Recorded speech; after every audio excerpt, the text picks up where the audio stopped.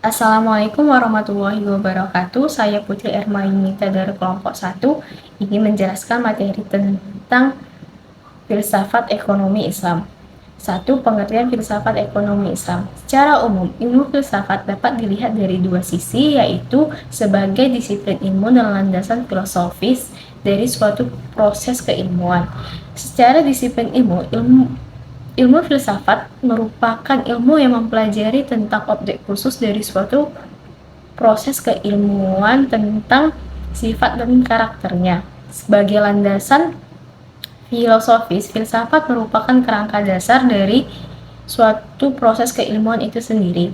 Secara umum, filsafat merupakan suatu proses berpikir menurut tata tertib dengan bebas dan sedalam-dalamnya sehingga sampai ke dasar persoalan tersebut. Filsafat ekonomi merupakan sebuah dasar untuk mencapai suatu tujuan. Adapun tujuan filsafat ekonomi itu yaitu melakukan aktivitas konsumsi, produksi, distribusi, kebijakan moneter, kebijakan fiskal, pembangunan ekonomi, dan konsep pada filsafat ekonomi Islam ada 3, yaitu filsafat Tuhan, manusia, dan alam, yaitu hubungan manusia dengan Tuhan, hubungan manusia dengan manusia, dan hubungan manusia dengan alam. Hingga dapat dipahami bahwa filsafat ekonomi adalah cara memahami ekonomi Islam bersumber dari nilai-nilai ajaran Islam yang bersumber dari Al-Quran Hadis untuk menyejahterakan kehidupan manusia di dunia dan di akhirat. Hakikat keilmuan dalam filsafat ekonomi Islam.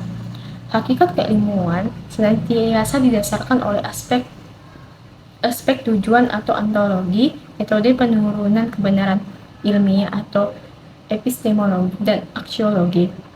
Pertama yaitu ontologi. Ontologi merupakan cabang ilmu filsafat yang mempelajari tentang kenyataan atau realitas.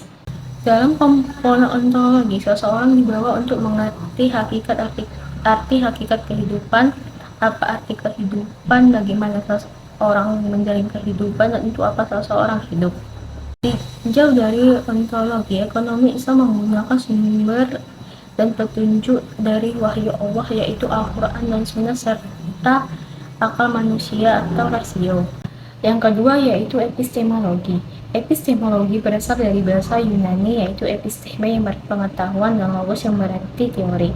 Epistemologi dapat diartikan sebagai teori pengetahuan. Epistemologi merupakan ilmu pengetahuan yang berhubungan dengan hakikat dari ilmu pengetahuan, pengandaian dasar-dasarnya, serta pertanggungjawaban atas pernyataan ilmu pengetahuan yang dimiliki manusia. Adapun gagasan dasar epistemologi bersumber dari 3, yaitu wahyu, yang kedua logika intelektual, dan yang terakhir yaitu fakta atau pengalaman. Menurut Husaini, secara epistemologi, ekonomi Islam dibagi ke dalam 2 disiplin ilmu. Yang pertama yaitu ekonomi Islam normatif dan ilmu ekonomi Islam positif.